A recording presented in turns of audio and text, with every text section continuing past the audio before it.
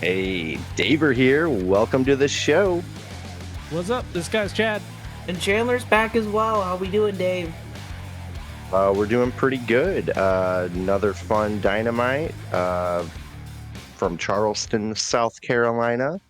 Yeah, had a lot of fun with it. The main event really got me hooked. Oh, you could say uh, Hook was hindered. Oh.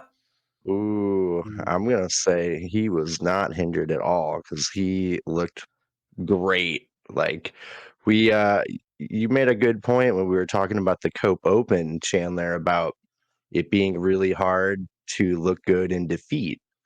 Uh he looked pretty darn good in defeat. I would I agree with gotta that. say. I would agree with that. I Um think they struck that chord this time, which is nice. yeah, he definitely came out of this hook that is looking better than he did before the match. And that really kind of, I think, justified a little bit of the hate that people were given apparently online about Hook getting the title shot. I think he earned it. I think he deserved it, and I think he put on a good show. Uh, but yeah, that's just the main event. I got a lot of other fun stuff throughout the night. Uh, got to hear from Chris Jericho. Pretty mad about Takeshita's involvement in the street fight, Battle of the Belt. Uh, yeah, had a fun TNT Championship match. Uh, pretty fun Dynamite. We got Tony Storm involved. Really loved that. Uh, but yeah, let's get right into it. Sound good? Yes, sir. Let's Judas do it. Kings. Cool. Right off the bat, we get a little recap of Samoa Joe and his promo last week, talking about the new championship challenge protocol.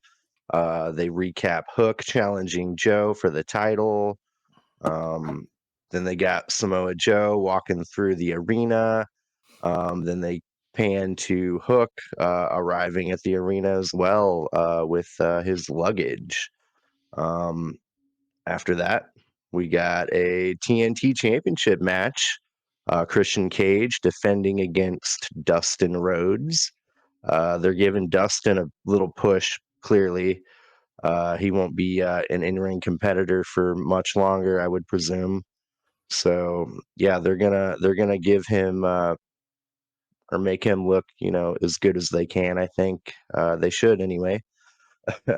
He was So booked like Brock Lesnar, I put in my notes. We'll get to that in the match, but that's what it felt like. Like, really? Is Dustin Rhodes Brock Lesnar of AEW now? Is that what we're going with? apparently, um, but yeah, it was a even match to start out with. We get a scoop power slam to Christian. They make their way outside of the ring. Dustin slams Christian's head into the announce table. Dustin Rhodes gets 10 punches to Christian in the corner with a gold dust taunt in there, which I'm going to pop for every time. We got Christian diving on Dustin from the top turnbuckle on the outside.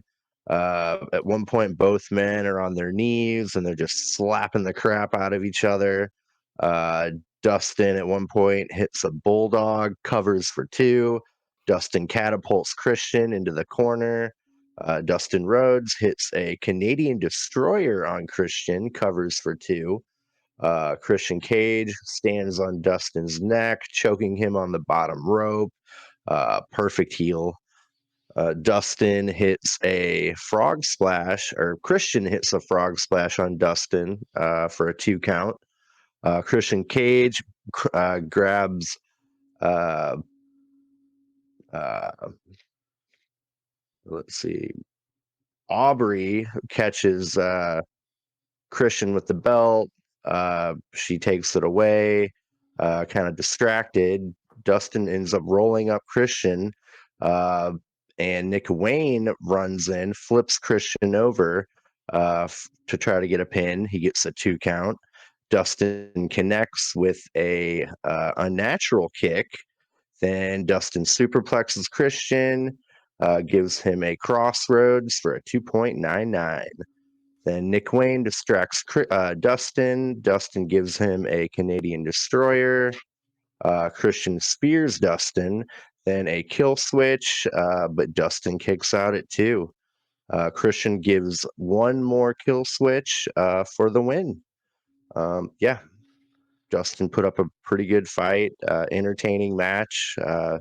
He still got it. He looks good. He may not be, the most popular guy, Dustin, but yeah, he put on a show, and I enjoyed it. What do I you don't two know, that think? that crowd was hot for Dustin Rhodes, so I don't know if he's unpopular or not. He just might not be popular with me at the moment, just because. I mean, he's not like Jericho levels of hatred because he's not like beating a bunch of young guys. He's just kind of like getting spot on TV, which is fine. But this match was all right. Felt Dustin. Maybe I'm just not used to him because I remember the Gold Dust in WWE sucked, and they presented him like he sucked. So I have this mindset, unfortunately, that he sucks, but he keeps on having decent matches, so he can at least go. But I think my favorite parts of this were all kind of like Nick Wayne and Christian just doing their kind of thing. Like I loved how Nick Wayne didn't like beat down on Dustin. He just adjusted the roll up to where Christian was over. Like, that was a pretty smart move. I've never seen anything like that. And then Christian Cage's kick out like 2.9999. That was pretty good. I didn't think Dustin would win, but I was like, well, that was a really, really good kick out. That was like a Roman Reigns kick out. And then Justin had to be killed like Brock Lesnar, because the way Brock Lesnar always used to lose his matches was either you got kicked in the dick or he rammed himself into the ring post with the force of 1,000 suns, and that's exactly what happened to Dustin. So I just was like, wow, this is odd, but it was fine. Maybe just not for me. How'd you feel, Chad? I thought it was fun. I love watching some old guys doing some dope shit, like, for well over 100 years combined between the two of them. It's a really good match. It was fun. That, like, just like you, my notes have the 2.99 off the kill switch. Like, I bit on it for like half a second. I was like, oh god. So they got me there. That was great. For the crowd, apparently it was only around 2,500, and they were loud. So Yeah, they came out. Or maybe they were miking them up really well, but they didn't. Like, you could kind of look in the background, like, oh, that's a big empty section. That's a big empty section, but it wasn't. It didn't take away at all from the vibe of the show. It still felt like a very hot crowd. Yeah. I thought Christian's frog splash looked. Oh no, it's about that time, huh? Wah, wah, wah, wah. We here at Grapple Sauce want to thank all our loyal subscribers for getting to 100 subscribers. Thank you, boys. Thank you. Thank you for hitting that button. It don't take nothing, just a quick click. Exactly. So in order to kind of to put our skin in the game, a la Cody Rhodes getting an ugly neck tattoo, we're going to force ourselves through a little pain to show that we care. So we all kind of have some of our leftover stuff. Dave has his leftover death nuts because he never lost that initial full gear challenge. Chad has been promising the bomb hot sauce, and I have 5 of those sour gummy balls from the last time we did the challenge. I won't be eating them all at once because I want to talk while I'm doing them, but I'll probably do like 2 at a time until I'm done. So, gentlemen, we ready to heart ourselves for our content and our lovely, lovely subscribers? Yeah, let's do it. To our first 100 and many more. Yay. Oh, God, that shit's vile. Hey, don't do 2 at once if you were thinking it's a good idea. I'm sure you guys are suffering. Oh, no. I drank all my drink already. That's not good. Well, Chad's out. He's tapping.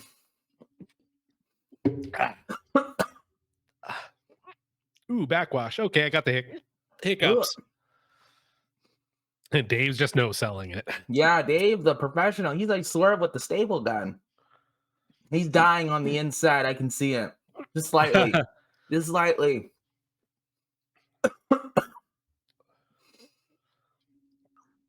Getting a little bit. Woo. Dave, just the actual Chad here. He can He can handle all the spice.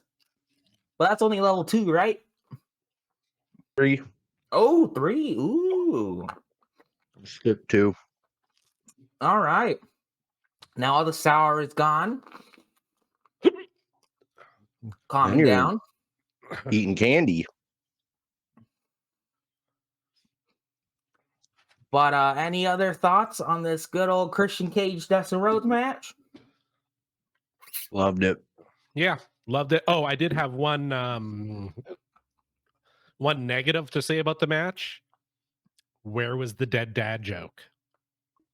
It was in the promo on Collision. Oh, okay. See, I missed Collision because I was dying. So Dustin Yep. had a squash match with Willie Mack and he won. Ooh. I can't remember who started it, but Dustin was probably like, I want a championship match. And I think Christian was just like, well, yeah, because, you know, your dad is dead. And he went, don't you do that.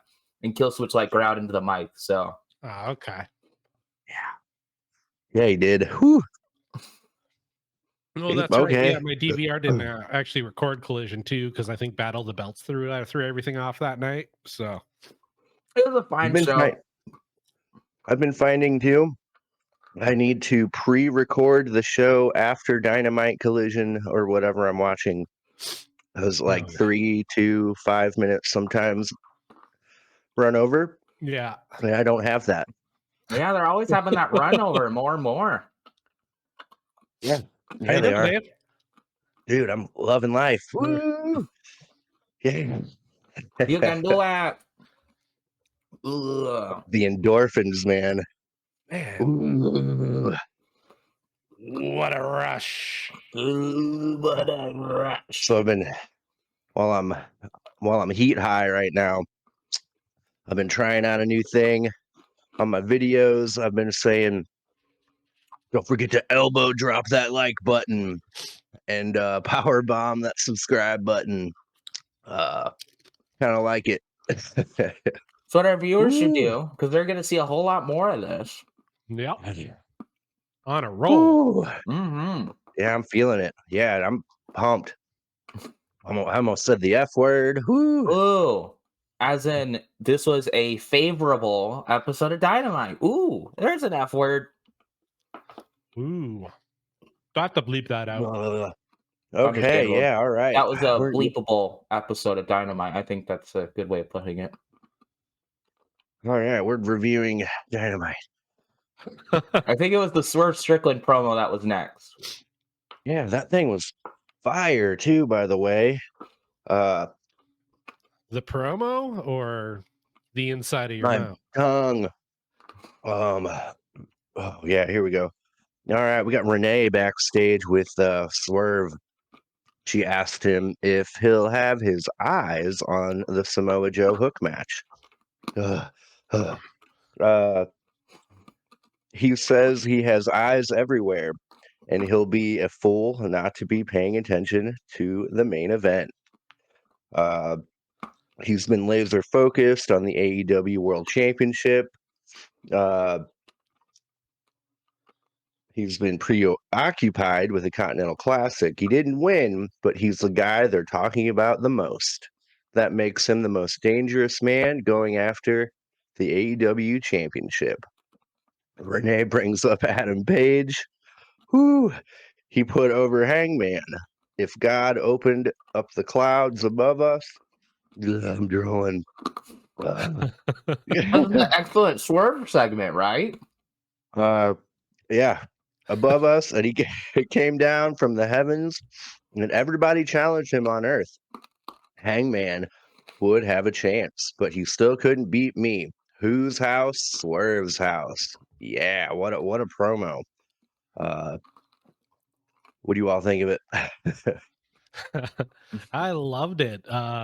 He's just bringing his A game every time right now. Like, I love how he put over Hangman because you put over your opponent, it makes you look better. So, he's doing all the basics right, and he's got just that thing that everybody wants, but not everybody has, that charisma.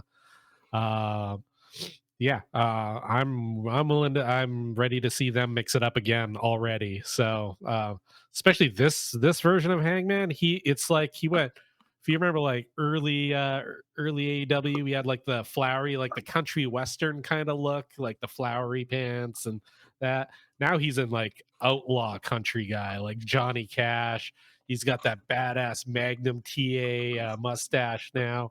Which, by the way, AEW just stepped up their mustache game in general. Kind of Yeah. still thinking, can I do it? Can I? Yeah. Maybe Yeah. MJF will come Yeah. back with a big old mustache to show he's grown. Yeah, in the Rumble. Yeah, in the Rumble. But yeah, I thought this was a very excellent promo. My favorite part was when Surf just said, "No reason to do it again, no one to prove." Like, that's true. Like, he's already beaten Hangman twice. He beat Hangman in a death match. He's got no one to prove. He's got no reason to. But they're definitely going to do that triple threat. And I can't decide what I like most. I hate to say it, I think I've been pitching this Swerve takes the title off of Joe at Revolution. I think we're like a pay-per-view too early from that. So I can't decide whether or not I like Hangman pinning Joe more or just Joe pinning Hangman. So Swerve is still that odd man out in a triple threat. He can get a rematch, and I just can't decide whether or not I want the Swerve Joe just one-on-one championship match or that Hangman Swerve 3 for the championship, say at Double or Nothing. Yeah, I'd love to see Joe retain. One big pay-per-view match, then drop it maybe the next one because it gives the title like even more prestige. It gives his run more meaning. So yeah, I think Joe walking away like in that three-way with like two of the hottest guys out there, like that means a lot. So yeah, I think I kind of like the idea of Joe retaining myself. How about you, Dave? Yeah. I think to make him appear to be more legitimate, he'll need to retain that belt. Uh, I kind of envision maybe Joe pinning Hangman, and then Swerve can come back later and hold that against them. Be like, hey, I was never pinned. Whoever it is later on. So yeah, him and Joe. Yeah, I think that could work. Uh, yeah, too early for Swerve to take that. I think they need to give him something akin to the fight that Hangman had to go through. They can't drag it out in years like they did with Hangman, but I think they need to implement some true adversity, like a big loss, and a climb back Yeah, to just get like there. Cody Rhodes. I think that C2 is that big loss because he didn't win. So I think that might have been the adversity. But I don't know. I don't think that made him look bad at all. yeah, He won it in my mind. Like him and Kingston won the C2 in my mind. yeah. I think that's an interesting point. But regardless, I'm excited for a triple threat at Revolution. I think that's probably they've announced a couple matches or a couple prospective matches, and that's already the one I'm looking forward to the most, which is good. Yeah, 'Cause look at you're us. We're 6 weeks out. We know like 4 matches. crazy. What is AEW's problem? Yeah. Tony Khan Yeah. isn't behind the books anymore. Who replaced him? Who? Will Washington. Uh, Brian Danielson. Brian Danielson came to him with this crazy idea. Hey, we should like plan out our pay-per-views like before a couple weeks before. And Tony's like, "Oh, I didn't think of that. It's crazy. Where have you been? WWE?" It's okay. They I don't never plan their thought of stories that. out, so Oh man. Yeah. But yeah, I'm looking forward to it. Triple threat should be a real fun time. Good main event for a good pay-per-view. Yeah, after that we get a little recap of the tag team street fight with Jericho, Guevara, Big Bill, and Ricky Starks. We get Renee with Jericho. Says, how does it feel that the tag title slipped through your grip? Jericho blames Don Callis and Takeshita. He said he's going to seek and destroy Takeshita's ass. So, yeah, they're back on the Don Callis family again. Remember that Takeshita push you keep on going on about, and I kept on being like, nah, I don't think so. I think this is the sign of that because he's still fighting Jericho. Like Jericho pinned him in his home country, and then Jericho and Kenny won the Like a Dragon street fight. Like, can we be done with this? When are we going to be done with this? Would Never. a big win over Jericho at Revolution help you? I guess. I just still don't want to see the match. I just don't want to see Jericho on pay-per-view. I don't want to see him on Dynamite, which I won't see him on Dynamite because he's on Rampage, so good for him. But no, I mean, sure, if he like squashed him, maybe, but right now I don't think that's going to happen. So Yeah,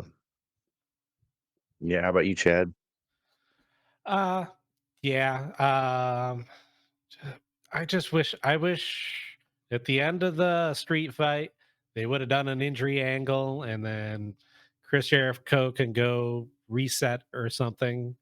Get away while the heat that we're not talking about dies down or gets figured out.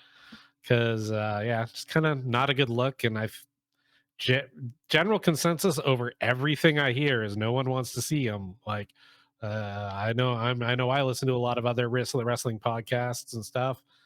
To a T, everybody's like, I'm over this dude. So, yeah. Tony's usually pretty good at listening to the crowd and the consensus and adjusting, and he just doesn't do it with this dude, and he really should.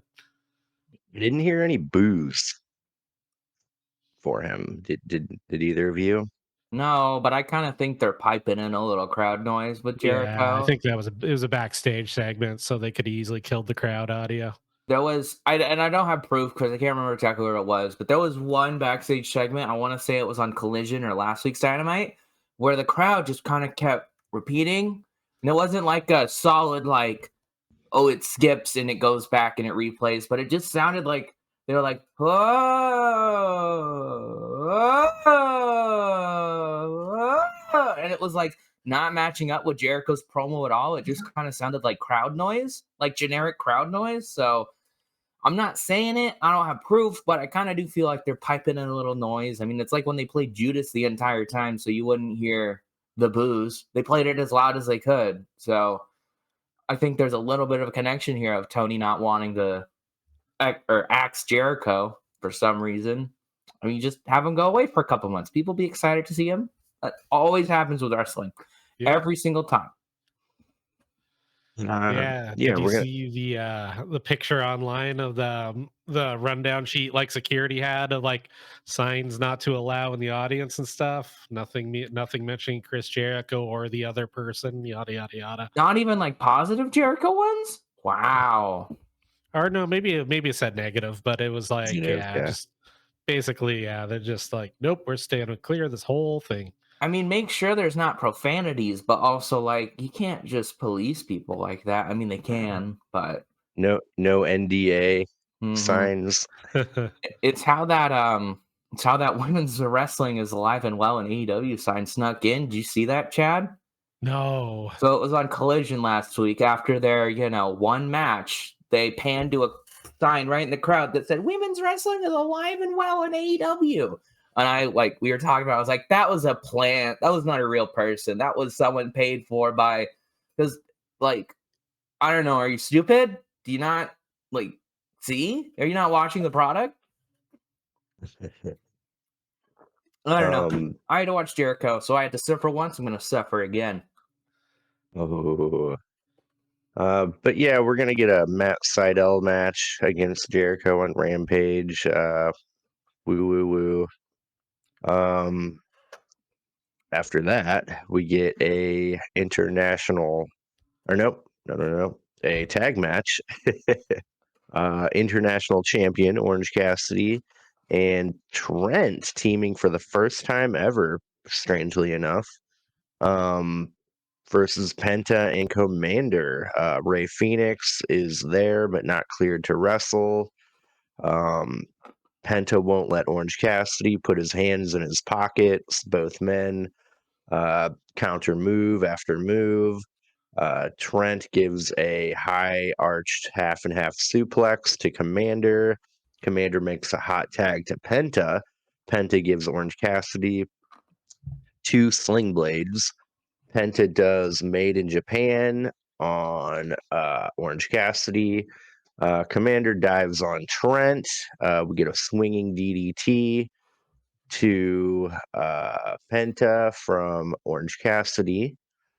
Trent wrote down here he's got kind of a more aggressive style now. I'm kind of liking a little less goofy.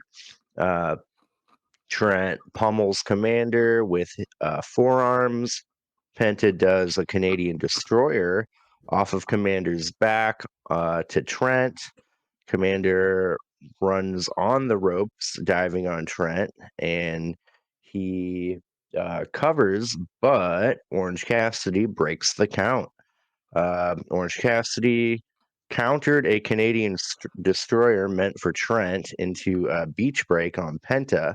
Orange Cassidy hits an orange punch on Commander.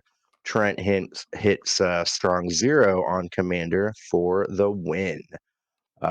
Best friends with Orange Cassidy are about to hug, but the Undisputed Kingdom music hits. Roderick Strong, Matt Taven, Mike Bennett get in the ring.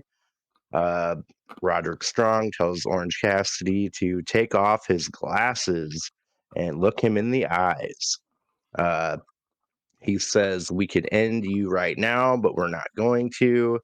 Tonight, you are in a tag match, but not defending your international title. Is it because it belongs to me?" The crowd yell, "Shut the F up." Orange Cassidy says, "All right, right now." He wants the match. Roddy says, "Not now." And he wants the match for Revolution on March 3rd. Roddy says Orange Cassidy's just keeping the title warm for him. Cool. Yeah, that'll be a fun match. I think Roddy will probably win that with some interference. I don't think so. I think he's losing. They're still presenting him as a goober. And I genuinely had this thought. I was like, are they supposed to be bad? Like the United Kingdom? Are they supposed to be, or Undisputed Kingdom, whatever? Are they supposed to suck? Because they're kind of dead on arrival. And so the fact that he was like, oh, yeah, let's do the match right here, right now. I was like, oh, finally, because the spoilers for the match, I'm kind of sick of OC's shtick right now. And this match didn't make me feel any better. But he was like, oh, you can have it right now. And then he did the stupid heel thing where he's like, no, we'll have it when I want it on pay-per-view. And it's like, do you want the belt or not? Beat him up right now. You have no morals. You just ruined MJF's life and you didn't even get the belt on your team. How about like beating him down and then saying, okay, he said he wanted a match. Let's do the match. And you just pin him and he wins. Like, I think this could have been like the shot that this faction needs. And they're just delaying it. So I think they're goobers. I don't really like this Undisputed Kingdom because it's not presented well. Yeah, it's just so unfortunate that Adam Cole is dealing with that injury. I feel like between that and then MJF's injury, the alternate reality of like how things probably should have played out, their storyline would be way stronger and more interesting. But now they're just kind of dealing with a bunch of shitty freak accidents, and it's like, oh, our two most charismatic guys aren't really involved right now because they're both hurt, and they're trying to make do. Forget about Kenny. Yeah, yeah. 3 of their biggest stars. Yeah. So I wasn't a fan of this match. It was just kind of your standard like OC match. I thought the most boring wrestler pinned the guy who always get pins. So I kind of just was like, oh well, whatever. Like at least if like Penta pinned OC, you're like, ooh, Penta OC, that's an interesting match. I could see that. But Yeah, I thought those two actually had great chemistry in the tag match. It was probably my most enjoyable encounters were those guys. They're just like incredible counters on each other. Like they meshed well together. Then yeah, my notes actually said I am shocked that Commander took the pin. because you thought Trent was? Oh, totally. He's always like that. You know that Breaking Bad meme where it's Jesse? He's like, how does he keep getting away with this? That's how I feel whenever Trent gets a win. Like he'll win a 4-man tag or a 4-man like fatal 4-way to get a title shot, and he always wins. And I'm like, how does he keep getting away with this? True. But yeah, I mean, I don't think that the match was just a vector to get to the pay-per-view I would agree. challenge. I would agree. So yeah, very paint by the numbers Orange Cassidy match. Yeah. Nothing much to say about it. But the next segment I really liked. We got Renee backstage with Hangman. She wants to know why he is so focused on the world title in 2024. He says no one needed the championship more in the past 5 years. In 2024, he will not only want to win it, not only will he win it, but he will hold it and make it his. He doesn't think about Swerve at all, and he's focused on Samoa Joe, who is the world champion. Yeah, love the new Hangman Outlaw, like just pissed off all the time, ready to take it out on whoever while still, being a defender of truth and justice and the right thing, as we'll see later on in the main event. But yeah, I'm really all about it. I think Hangman looks cool right now, saying all the right things. Yeah, he's definitely a main event star right now. Yeah, I like how he alluded to during that promo to kind of his first run, which is he was kind of still learning how to be a champion. He was like, chasing the belt and holding it are two very different things, and he didn't really know how to be a champion. And he thinks the second time he'd be a lot better at it. So I was like, oh, cool. He's always so thoughtful how he's always just rolling the past back into what he's doing now. So, I'm never not engaged when he's actually getting good story time and getting to tell some good stories. So yeah, what do you think, Chandler? Oh, I thought it was a really good promo. Again, kind of don't have anything different to say than Hangman's current. Like, he hasn't completely changed his gimmick. He's adjusted. He's turning a little to the darker side, but he hasn't gone heel, or he may never go heel. He's just closer to tweener than he was babyface. But yeah, I mean, I really didn't think coming out of last year that Hangman Adam Page would be one of my most anticipated wrestlers in 2024. But he's doing great. So I'm looking forward to what he does, and I honestly think he could win the title at some point this year. Hopefully, he doesn't beat Swerve for it. But again, like, maybe he plucks it from Joe, and then it's Hangman and Swerve for the title. Like, it's not that bad to have a title change hands quickly if you do it right. And I mean, the Attitude Era in WWF was kind of like that. Like, whenever they talk about longest reigning champions, it's always, oh, Hulk Hogan had it for 4 years or whatever, and Bruno Sammartino had it for 7 years, and John Cena had it for 16 reigns. But you never talk about like Stone Cold Steve Austin. And I'm not saying his reigns weren't important; they were to where wrestling is now, but they're not important timelines. Like, he's like, I don't know, 7-time world champ, so nowhere near the record. And I think like Roman's one reign that he's had now is longer than all of Stone Cold's combined. So it's just a little different because it's been so long, but that's been the case for a while. So I think you can hot shot a title a little bit and have it be okay. So, but it's all in how they do it.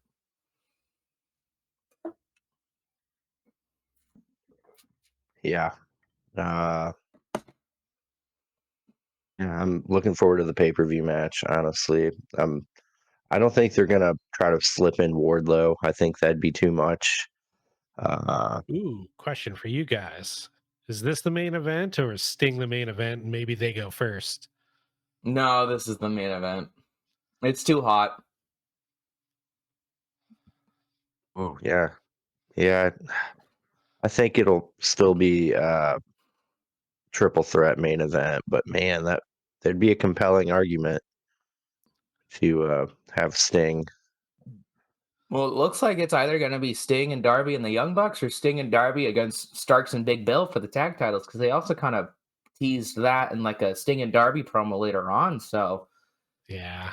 I think the Bucks are going to find a way to get the titles ahead of time and do it. But I, that's I my personal thing. I'd be fine with that. I hear a lot of people booking that the Young Bucks should win and take the tag titles off of Sting and Darby. Like that would be the worst way to do it. Like that is almost Baron Corbin beating Kurt Angle at WrestleMania. Almost that bad. Yeah. At least Young Bucks are capable wrestlers, but it's also like you guys don't need this. It wouldn't make you feel better. It would just kind of make people hate you more. But that's kind of what they're going for. So I'm a little mixed on how they're presenting the gun or the Bucks right now. And I don't know if it's the heat they intend or I'm just kind of annoyed by these pricks. But like to the point where I wouldn't watch if they won a lot. Like A little bit of both. we'll see. Um, so yeah, after that, we got a really touching segment here. Definitely tugged at my heart a little bit. Got Mark Briscoe coming out, uh, clearly looking emotional before he even talked. He says he comes to us tonight representing the baddest tag team in the history of all the planet. Dem boys, the Briscoe brothers. Um, Man, he said tragically 1 year ago tonight, uh, we lost Jay Briscoe in a car accident. It says generations come and generations go. And his two nieces were in the truck when the accident happened. The doctors said his oldest niece would never walk again. And he says, however, and then his niece walks out with some other family members and they all hug. They show an amazing video package of the Briscoes' career. It was awesome, emotional, well made. He will be missed for sure. Um, yeah, AEW does a good job of kind of taking these moments and making them special. So yeah, really liked it. Yeah. Jay Briscoe's never someone I've really watched a match before, but I still cared about him because it's a truly tragic thing. And so for AEW to acknowledge it in such a great way.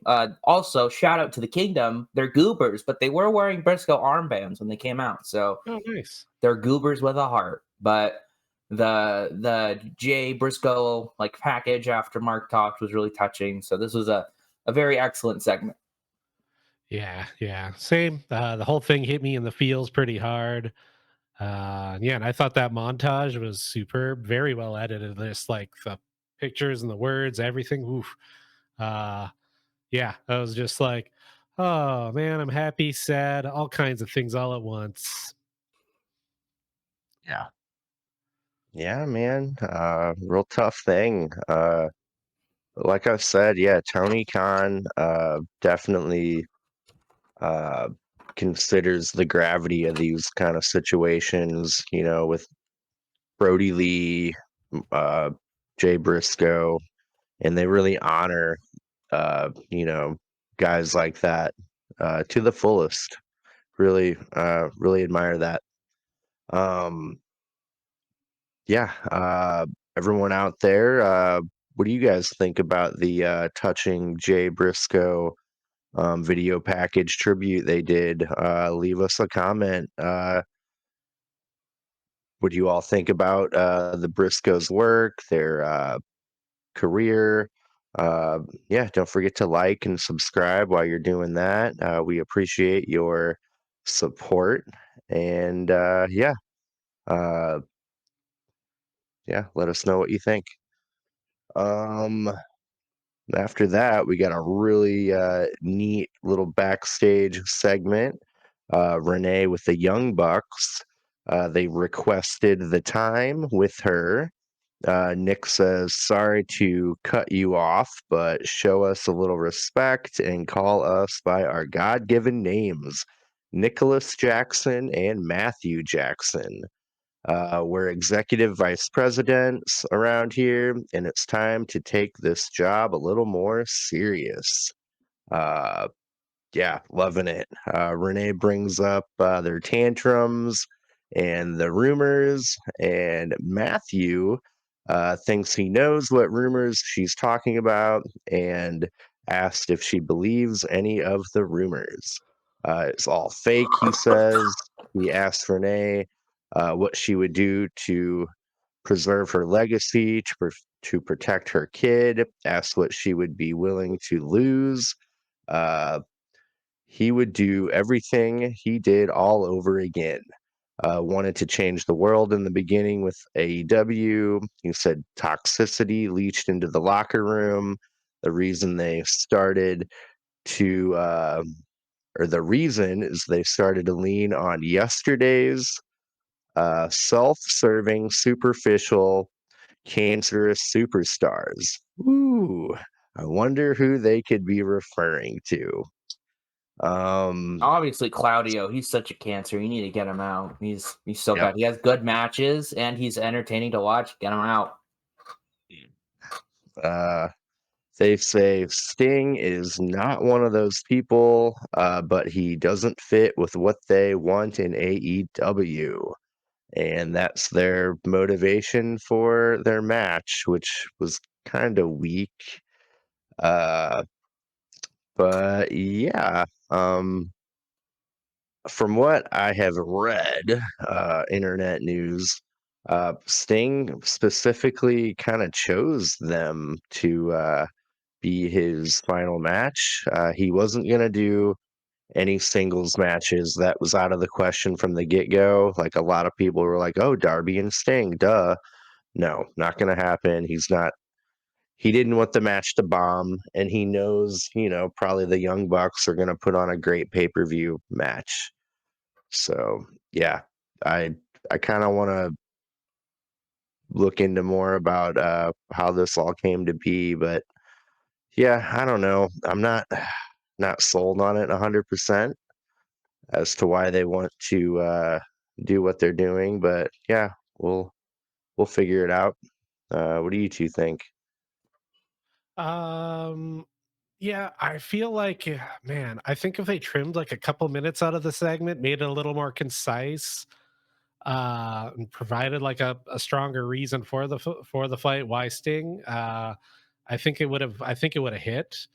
I'm interested. I think the characters can be cool, and I'm gonna say Chandler's favorite phrase. I'm gonna let it play out.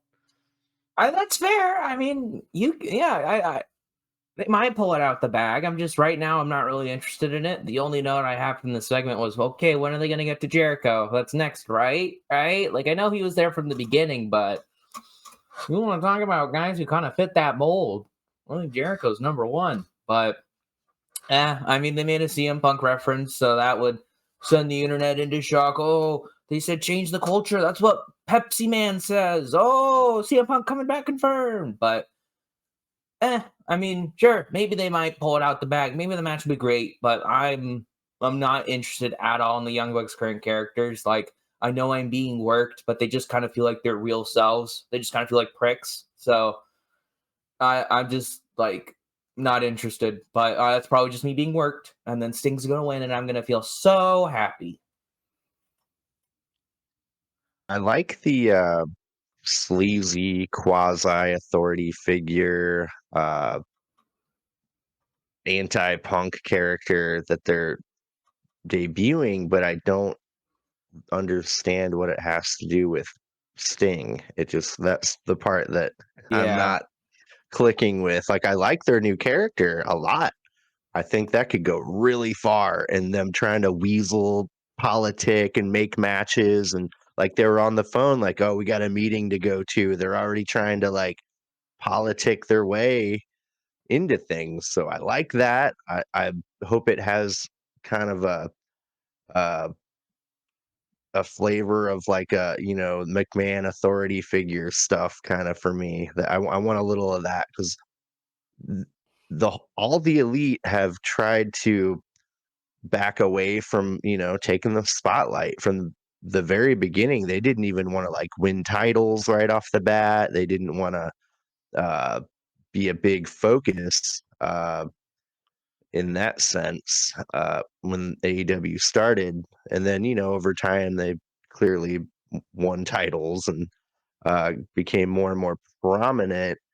But yeah, I want them to really embrace their authority and really muck things up. Yeah, like I said, I think it's got potential. I think they just need to hone their ability to maybe I think they're trying to tell a story without trying to be too on the nose, and sometimes you just got to be blunt. Like subtlety doesn't really transfer well over this medium, I don't think. So, they have to tone it down and just be a little more blunt, find the happy middle ground of being that sleazy guy, but kind of putting stuff more on Front Street. Yeah, only thing I disagree with that heel authority figure is, except for Vince McMahon from 1997 to 2001, all heel authority figures squeeze the life and joy out of wrestling because they just like kind of suck and they kind of like bury your favorite wrestlers. And unless they're like Vince McMahon, where they're getting their ass kicked like once a month, you kind of just lose interest. So, I mean, the Bucks are wrestlers. They can take losses. They can be in matches, but you say heel authority figure, and I kind of cringe. But that's my WWE PTSD. Maybe they'll pull it out of the bag. Hey, Like, Constable Corbin was amazing. So it's Stephanie McMahon and Brad Maddox and Vince McMahon past 2001. Shane was great because he genuinely did beat everyone up. He's the greatest wrestler of all time. So, it can't be worse. I want a, happy medium. Give us something creative and entertaining and cool. They don't need to maybe, meddle with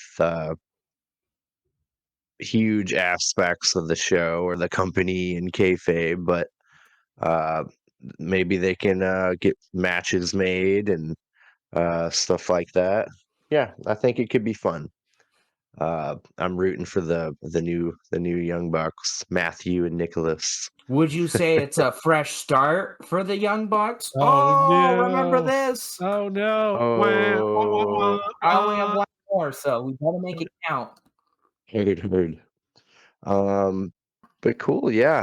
Um, After that, we get a uh Ring of Honor 6-man tag match. Really cool outcome. I'm liking the way the storyline is coming together. We got the Bullet Club Gold, Jay White, Austin and Colton Gunn versus Brian Cage, Toa Leona, and Bishop Khan. Uh, really great entrance for the Bang Bang Gang. Love that camera going around them with the lighting, everything. Perfect presentation. Love it. I paused it and Uh, watched it again. It's so badass for Yeah, them. Like I'm in on the Bang Bang Gang right now. I'm really in on them. same.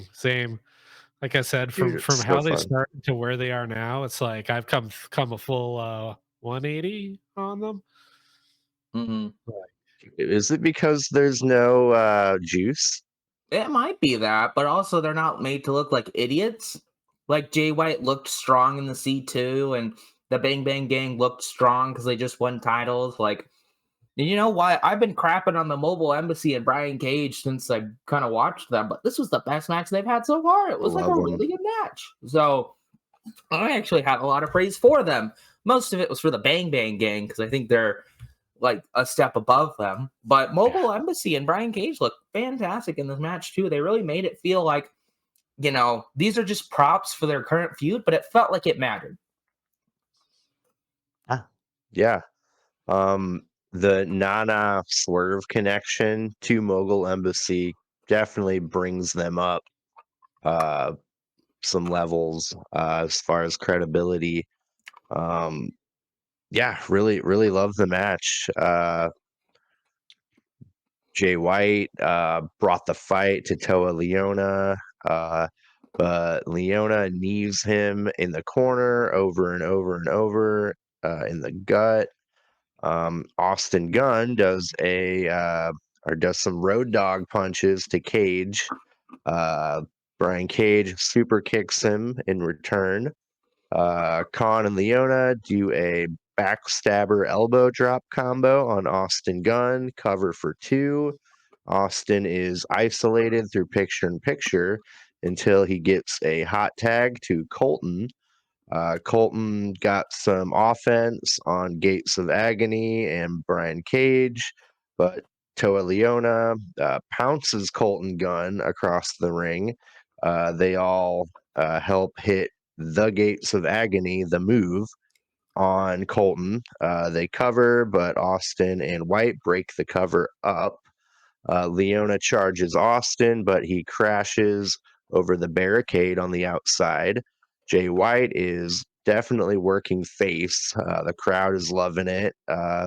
Kind of weird, but fresh and new seeing that kind of side of Jay White and Austin and Colton. Clearly, they're gonna pull the trigger on this thing. I hope. Uh, yeah, it was really fun.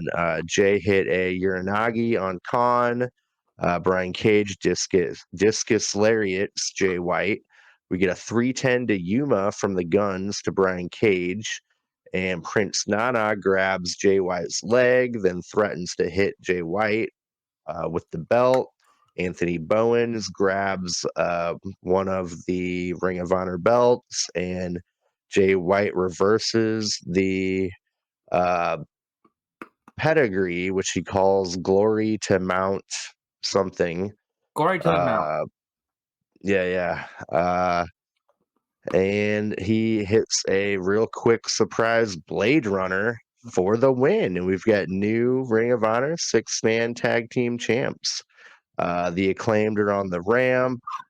They put up the scissor, and Jay White and Colton won't quite do it yet, but man, Austin is pretty much sold on the idea. I think this is going to be great. Please, they can't tease it this hard and not do it right. Like, this isn't WWE. I just hope they don't can they coexist? And turns out they can't. I think that would be really lame, but who knows? This is one where I am still excited about, and even if it doesn't go the way I want it to, I think I'll still like it because at the end of the day, it's going to be the Acclaimed versus the Bang Bang Gang. So that's enticing. Yeah, that's a lot of charisma. It's gonna be some great segments, great matches. We kind of already said it, but man, Jay White looked great. The guns look great. When MJF feud and before, I was kind of like, man, I know I want to be a Jay White fan, but I'm not feeling it. Now I'm like, oh yeah, this guy could show up on my TV every week, and I would not complain. But yeah, so this match, I mean, one of my favorite moves was real early on. I can't remember which one, but one of the Gates of Agony gave Colton Gunn a backstabber, and as he was going down, he kind of held him, and then the other one jumped and gave him a huge elbow drop, and I was like, why isn't that their finisher? That would kill a man. You're sandwiching him between two big old Samoan guys. I would kill everyone, but it didn't. And then I can never remember. Is Colton the one who looks exactly like Billy Gunn? His hot tag was awesome. My goodness, I never thought I'd be that into Cleaned it. house. Yeah, I heard people kind of comparing him to Billy Gunn in the Attitude Era because he kind of for the same reason. He's surprisingly tall, and so it makes it look awesome when he runs house and runs amok. And so I just loved it. And then Bowens making the save, not to a huge he didn't beat everyone up and they did a big finisher. He just did something real small like that. Nick Wayne just reverse the roll up to make it more advantageous for Christians. It was really well done. So I can't believe I'm excited for the Bang Bang Gang winning the Ring of Honor 6-man titles. But here I am looking forward to what happens next, mostly because I know they're not going to be on Ring of Honor. But yeah, looking forward to it. I like everywhere they're going with it. Cool. Yeah. After that, we get Adam Cole backstage with Wardlow. He says Wardlow will be unbeatable now that he's with the Undisputed Kingdom. He'll run over opponent after opponent after opponent until nothing's left but the AEW World Championship. Then it will be property of the Undisputed Kingdom. He says, "Ain't that right, big man?" And all Wardlow does is smiles and says, "Boom." He never said, "Yeah." Again, Which, Wardlow's the most interesting part of this group because he's gonna beat them all up and leave, and so I want to see Wardlow crush them all. Maybe that's why they're so lame. Is it's like, well, it makes sense why Wardlow killed them all. They're goobers. Yeah, they're just put together to fail and serve a greater purpose, maybe. man, maybe Wardlow's that greater purpose. Maybe the whole thing's set up for him. Again, I am interested in him whenever he's on screen. They're just not doing anything that dynamic right now, and it's just because Adam Cole's injured. But I think I said it on Collision. They're a little dead on arrival to me, but I'm still willing to wait until I'm like uber negative until Adam Cole gets back because this it genuinely can't start until he's back. So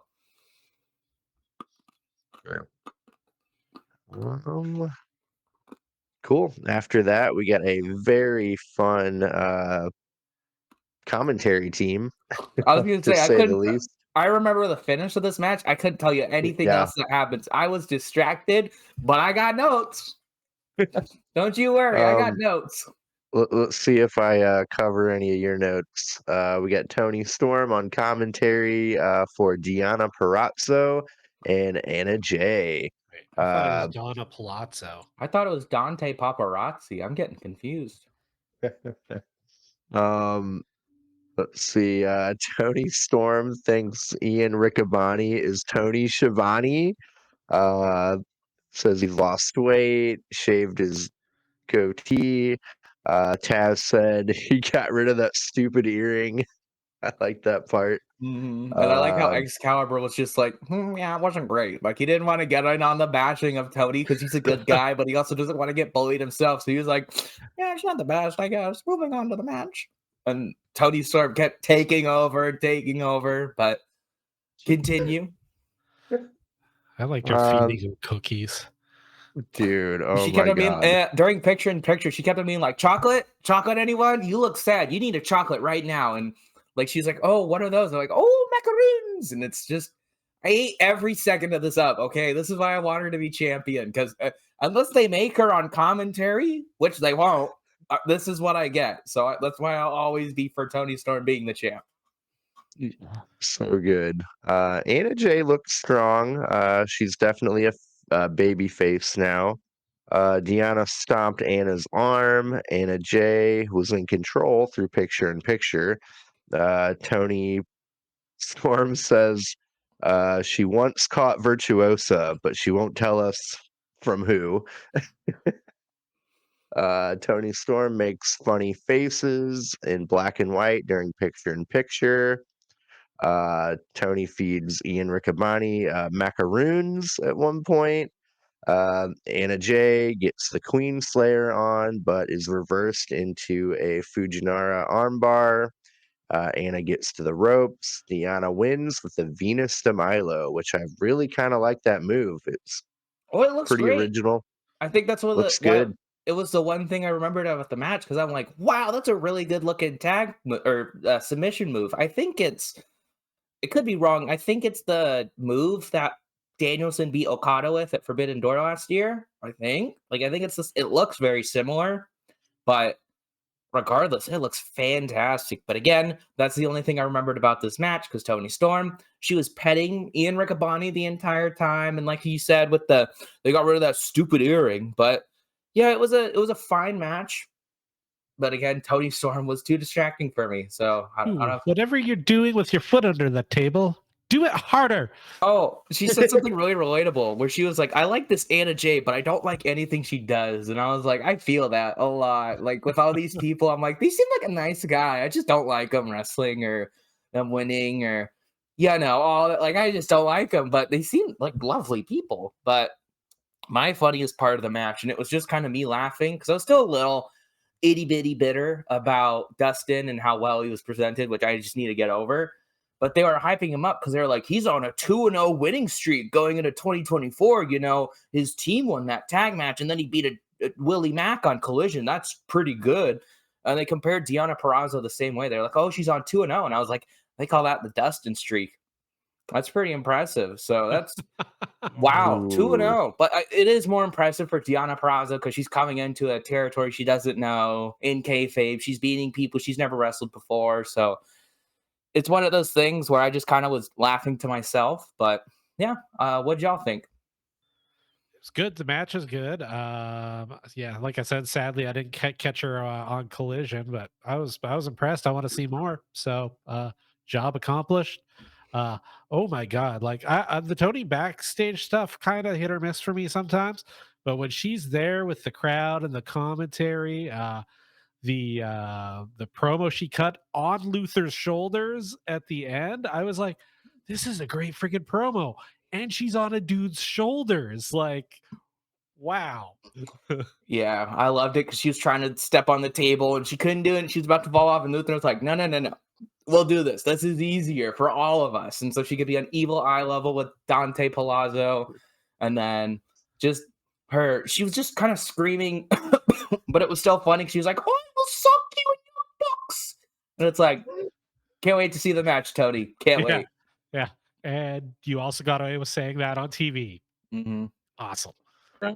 Can Tony be mic'd up for her matches now? Because I got to hear.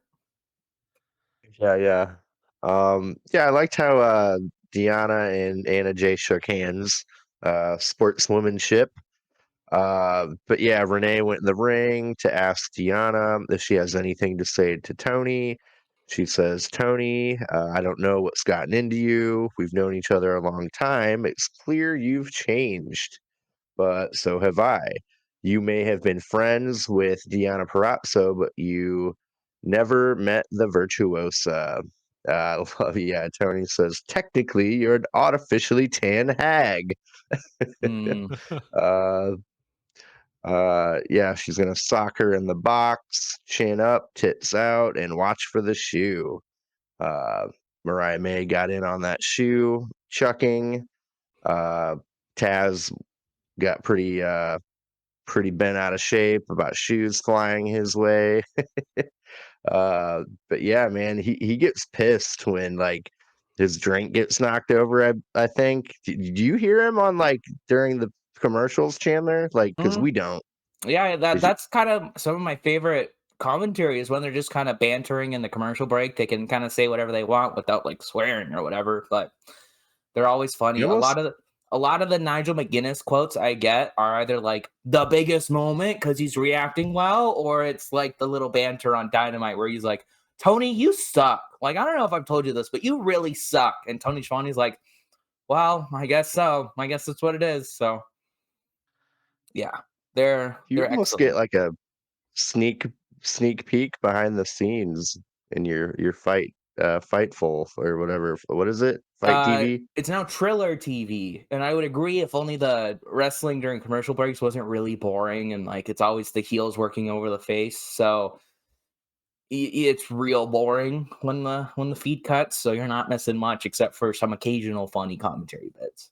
As Raw rolls on. As Raw rolls on. I am getting pretty good at like figuring out when they're about to go to commercial. They've kind of gotten away from it in the new year, but last year it was like, oh, big move, commercial break. Oh, big move, commercial break. So yeah, I remember on Raw for the longest time, it was always right after a suicide dive. So it happens a lot in Dynamite too. There's a lot of suicide dives. Anyway, that was pretty entertaining segment for me. Yeah. After that, we got a match that on paper, I would have really, really wanted to see this for a very, very, very long time. Private Party, they're back. Top Flight, two amazing high-flying teams. Had 13.5 months with no Mark Quinn, no Private Party. It was weird. They're all high flyers, but a lot of mat work, a lot of technical arm bars, headlocks. And I hate to say Uh, it, wasn't that well done. no, ankle locks. Like, man, I don't know, man. It really so like I'll get into it, but I'm I'm hoping that they're gonna have a rematch and it's gonna blow the roof off the place. So I think this might have been strategic.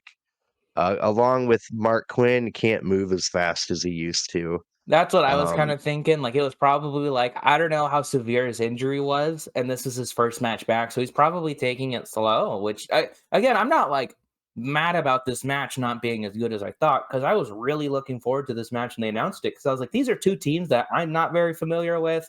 A lot of people say they're good, so I was kind of hoping for a banger. And I think after the commercial break, it picked up. But yeah, during the first bit, and especially during picture in picture, it was just a lot of mat work. And I was like, I mean, if they're trying to change up, that's fine, but maybe practice it a little bit more. Yeah, definitely not what I expected. Yeah, Mark Quinn definitely didn't like even his build looks a little bulkier, like definitely not as mobile. Whereas before, like you've put that over like that moonsault, like his hang time. Like, yeah, I don't know. Like I said, I hope hopefully they're building into it, or maybe he just needs to work up to it. Cause yeah, same thing. I was like, yet again, my notes was like, holy crap! Like I would I wasn't even expecting this match, and then all of a sudden like the came on. I'm like, this is amazing. And I was like, this is not what I was expecting. yeah, kind of a little disappointing. Yeah, Mark Quinn had a torn pec. Definitely, yeah, put on a little weight. Not as nimble. He did hit that really nice 450. Looked really good, but yeah, yeah. Isaiah Cassidy and Darius Martin go at it. Pretty even match. They kip up. They got mutual respect. Mark Quinn tags in. Finally, Dante and Mark Quinn have a little ground battle on the mat. Again, they should be diving off of things. Quinn got down here written down. Quinn looks slower, bigger.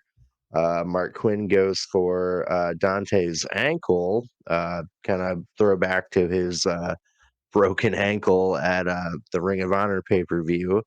Mark Quinn dives on Dante and Darius, uh, runs back and forth, dives on each man. Mark Quinn hits the 450 on Darius for 2, looked really good. Darius Martin hit a guillotine Pele kick on Isaiah Cassidy. Private Party hit Gin and Juice. Mark Quinn covers. Darius grabs the rope, uh, Mark Quinn grabs the rope to kind of seal that win. Got the 3. They're kind of going for a little heelish work there at the end. The commentary was kind of playing it off like, oh, maybe he was off balance and needed to grab the rope, but it was, clearly a heel move. I don't know. I Um, maybe I'm being worked, but like Mark Quinn, when he was doing that roll up, it genuinely looked like he's like, whoa, I'm losing my balance. So I think they just did it so well that you can look at it either way and both ways work. Because Top Flight was like, hey, why did you hold the ropes? Like, we're just getting back. Why are we doing this already? And they were like, oh, it's an accident. I fell. So I actually quite like that. Most of my notes were more like meta other than like about the match, but I was like, it's really nice that this return match for Mark Quinn is actually happening on Dynamite. It's not like shoved on Rampage with, not to hate on them, the workhorsemen, because it's like, okay, we know who's going to win. But this was like, all right, Top Flight's probably losing, but it was still in a semi clean way. And then I was like, and it's also nice to see Isaiah team with someone who can wrestle. Hot take, but not really. Even Mark Quinn post injury is a better wrestler than the Hardys. And then the funniest bit of the match was, I want to say it was Mark Quinn was going for a big crossbody, and it's like they went to a lady in the crowd and they were like, "Quick, what do you think of this match?" And then like he did the crossbody, and there was this loud scream. Did you guys hear it? Yeah. I just thought that was yeah, really funny because it sounds like someone was like, "Ah!" Like, it was real. So I was like, I think they're professionals. I think they got it, lady. Like, that's not something to scream at. But I think it was this match. Was I crazy or were they doing the oh yeah from LA Night? Did you hear that at all? I maybe didn't not catch it. purposefully. At I all at the didn't catch night? that. I can't remember if is that what he does? He goes, He goes, yeah, yeah, yeah, okay, that yeah. wasn't it then. It Yeah. must have been something else. He'll always end his like stingers with the "Are you an idiot?" Yeah, and so whenever he's punching, it's always yeah, yeah, yeah. So it's a very Okay. distinctive way they do it, kind of like the yeet. So Maybe they were doing. I think Isaiah says something where he's like, "Oh yeah," or something like that. I think that's what they were doing. mhm. Maybe, but And the yeah, crowd they was were trying chanting their something. hardest to be there for them with that. They're like, "Oh yeah, oh yeah." I'm like, "Oh, this isn't really a chant, I guess. This is a little awkward."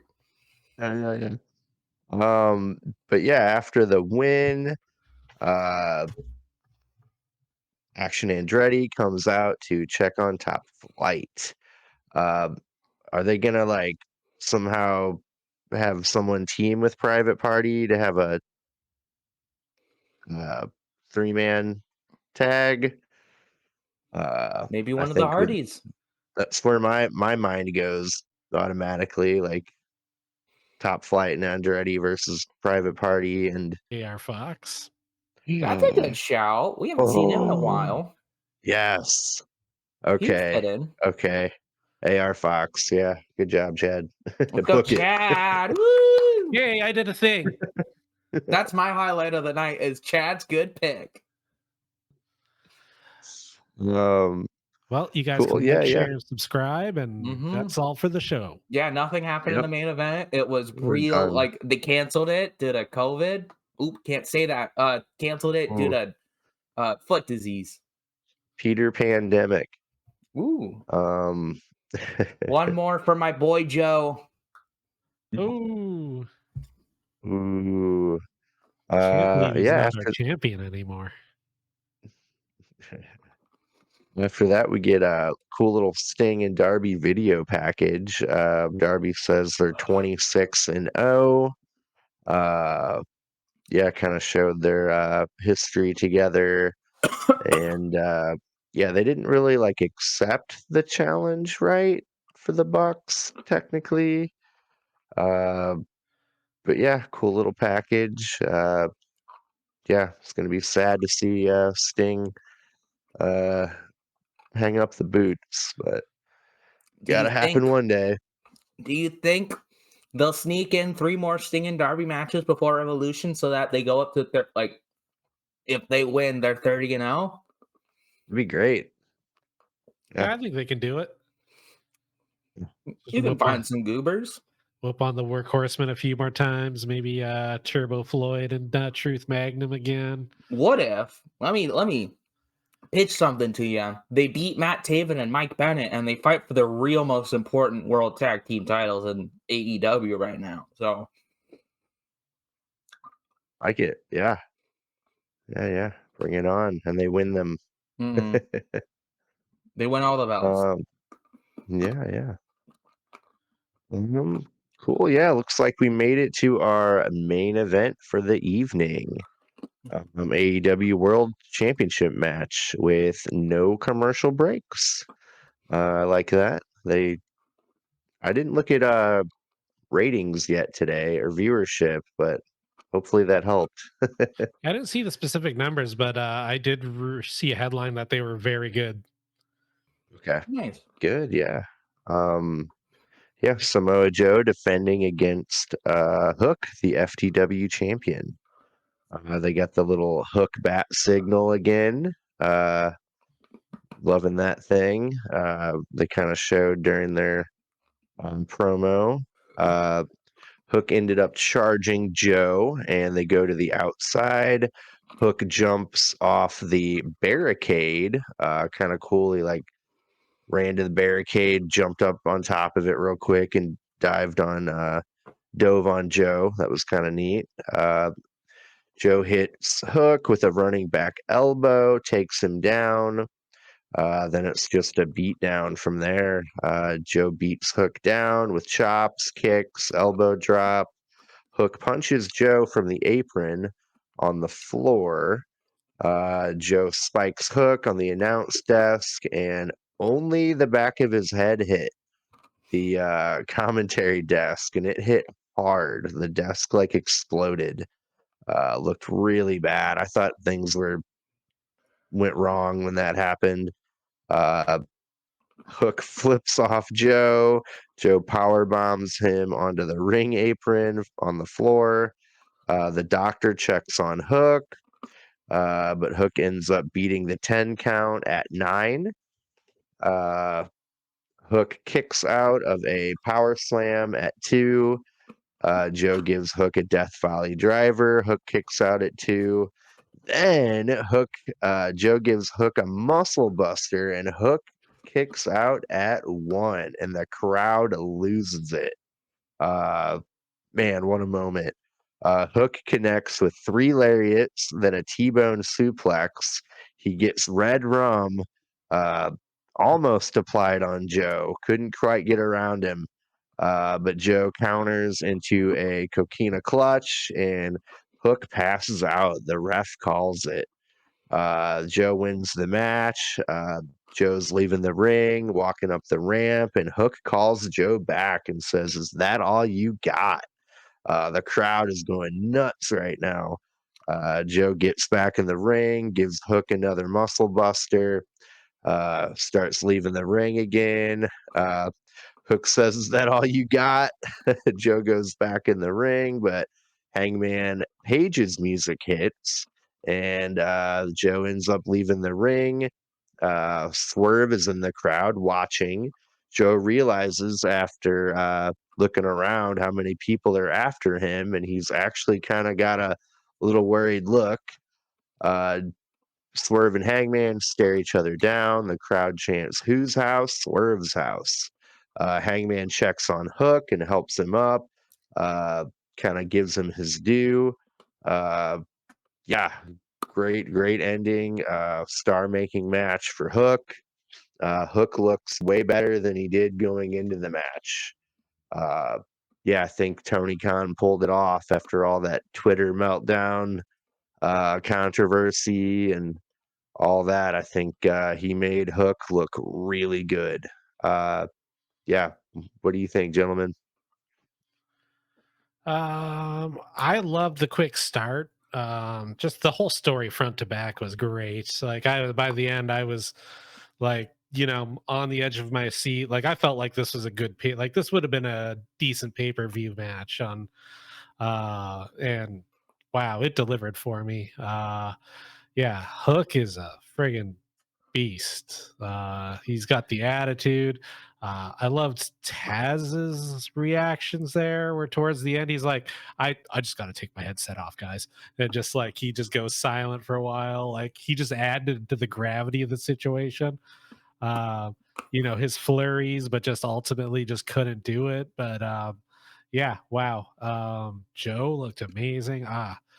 Like what 2 years ago it was like, oh man, he just not the same old Joe, but he was fast, vicious, crisp, violent. Like his shit talking during that, like everything, loved everything about it.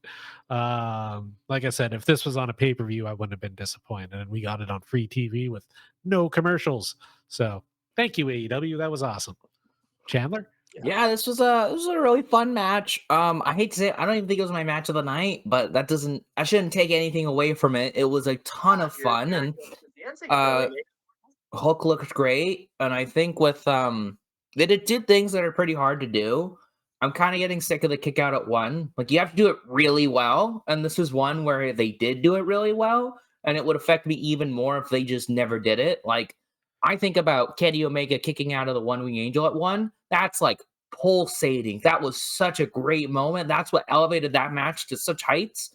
But and this one, like it really helped. And then like you said, making Hook look good in defeat. I think it was like some ECW thing, and I could be wrong, but what really got Tommy Dreamer over in the beginning was he kept on asking for more cane shots from Sandman, right? Like he was like, Yeah, please, sir, can I yeah, have more? good pull, good pull. So I haven't seen it, but I know of it. So I think you do stuff like that where Hook is like, I'm not done. Like I can keep going. I'm dead, but I can keep going. It makes him look really good. And then on Hangman had to make the save, and it's keeping him in that. Oh, he's still like looking out for people. Like he's after Joe, and Joe's being a dick, so he's gonna stop Joe being a dick. But and then Swerve with the stare down, and where he was real over and Hangman wasn't. I thought that was really good too. So all in all, excellent match, a great start to Joe's title run, and I hope we have more matches like this on Dynamite.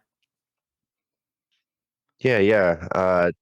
I got two things. Do you get the vibe like Swerve is kind of looking like almost like a post-apocalyptic Mad Max character? Like, Kinda. you getting that vibe? The more A little bit of guyliner he hype, has, yeah. yeah. I'm, I'm loving that.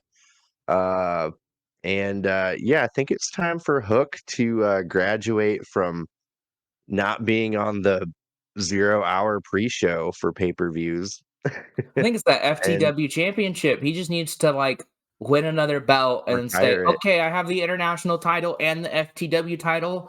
I just have the international title. Like Hook is Mhm. above the FTW title. I imagine it was started as kind of a cute gimmick, but I think it's time that Hook moves up. I think Oh Hook yeah, should win a different championship. Maybe he's the one to beat Christian if they don't heat Adam Copeland up again. What if he's the one to beat Orange Cassidy if Roddy can't do it? Like, there's so many good possibilities they can do with Hook that they need to kill the FTW championship for.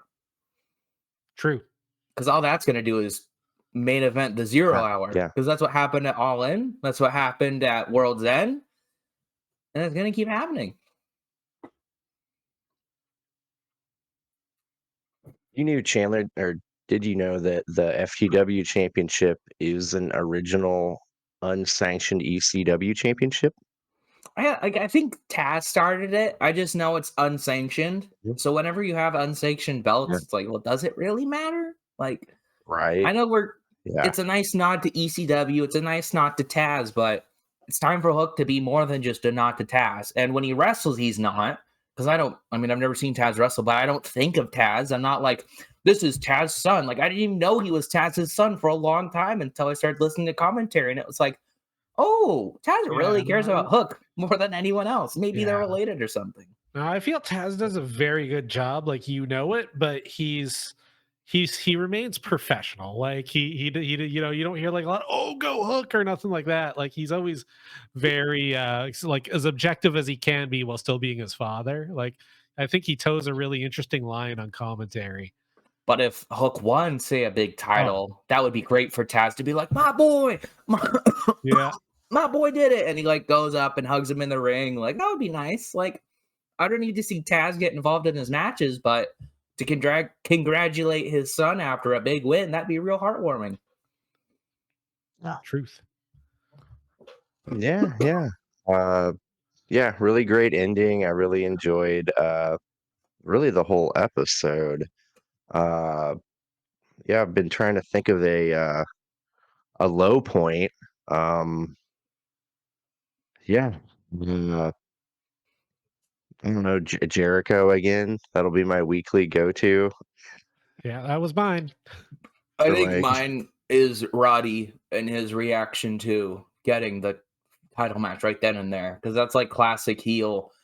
I'm gonna make you wait and then I'll beat you. So when he says stuff like that, I'm like, oh, he's not winning. Orange Cassidy's retaining. So that would be my low point. I forgot to add in though, like I was watching another wrestling podcast and a point was brought up about uh could Roddy end up getting in Orange's head? Like, hey, you're did you lose are you too beat down, too worn down to hold the belt? Like, could he actually take this time to play mind games with Orange Cassidy? And by the time the pay-per-view happens, Orange Cassidy's a completely different, frazzled, like being that we don't even recognize. That kind of has some potential in my mind that I think it could happen. I want to see if someone break Orange Cassidy mentally. I think that'd be cool to see. I don't think Roddy's the guy to do it. If anything, Moxley was the guy to do it, and he couldn't. So that's kind of where I'm like, I think Orange Cassidy is too simple and too over to be Yeah. changed like To that whatever. over a short 6-week span. Like, if he's staring face to face with Moxley and still like, oh, I should do lazy kicks, like he's still thinking that, he's not going to change for Roddy. Yeah. But I could be wrong. Yeah, we'll see. Uh, yeah. I really like the episode. Oh yeah, my high point of the night, the whole Tony Storm, everything she did on commentary, freaking great. Um, yeah, keep her doing commentary. I wanna hear her on commentary for any match that even remotely has anything to do with her or someone chasing the title. Yeah. I think for me, I hate to say it, it was probably the Bang Bang Gang winning the 6-man championships, because that's probably what gets me most interested for the future, is them potentially teaming up with the Acclaimed. I thought it was an excellent match. I thought the finish was perfect. So that's probably my high point of the match. It's just everything with that 6-man trios championship match. Yeah, Yeah. I'm gonna go with the thing that hit me in the feels. Good old Mark Briscoe. That was just nice. Yeah. Yeah. Good to see his niece walking around, and yeah, that was just a good feel good moment. Yeah. You see his dad there too in the front row, and Yeah. Mhm. man, yeah, good stuff. Any big Cool. news that y'all have heard lately? I mean, I'm sure I've heard something for WWE. I know Seth Rollins got injured, so Yeah. it's kind of Is there anything on the severity of it yet? no, not that I heard. Mm, It's like nothing's up for vacancy yet, but of course, I hope Seth is good and he's fully like he'll be able to recover this in time for WrestleMania, because it seems yeah. like he's about to get his first main event with CM Pepsi. But Yeah. The jumping Jungle Boy Jack Perry in New Japan. we talked about that on Yeah. Collision, along with good old Nick Nemeth being in TNA, and we were. I want to know what you think, Chad. Do you think it was a work or a shoot? Good old Jungle Oh, Boy. it's totally a work, but I think it's setting it like I watched a rather interesting segment with on Busted Open, good old Mark Henry and Bubba, and they kind of sold me like if they do this right, he can end up being like one of the hottest heels. Uh, the new look is great. For me, the name was the Scapegoat is kind of too martyry for me. Like, he's gonna Yeah, be whiny about it, and I do not need him to be whiny about this. I need him to be like mad and pissed and ready yeah, to kick people's asses. I think that's how they could sell this. And so it's I mean, I'm not watching New Japan, so I don't know how it's gonna go out, but that's already kind of like but they could easily pull it out, and the Scapegoat could just be a name that it's fitting, yeah. but I mean the other guy was fired, so I think that's a pretty good scapegoat right there. Yeah. Yeah. The real yeah. I don't know. He didn't really get scapegoated for much. Like, If anything, people I saw don't him as know. like a victim. Like, Yeah. oh, they were kind of just in each other's faces about something that was kind of stupid, and it just led to blows, apparently. So I heard this on a podcast, but like take it with a big grain of salt. It was one of the guys who sang Swerve's entrance at All Yeah, In. yeah, I He heard said he that one. saw the fight, and he said there was like pools of blood, which is kind of like interesting. He said though, there's pools of blood left from the match before, like one of them. Somebody, Oh, yeah, but yeah, and Oh, then I think he called Samoa Joe the big Hawaiian dude. So, accurate. but that's epic for Joe to just like. I think the real story is no matter what, Joe was like, "Hey, I want to go do this match. Let's go do this match. Like, Yeah, we're not going to be ever in a position like this again. Let's go do this match." And they did, and it was probably one of the better matches at All In. yeah.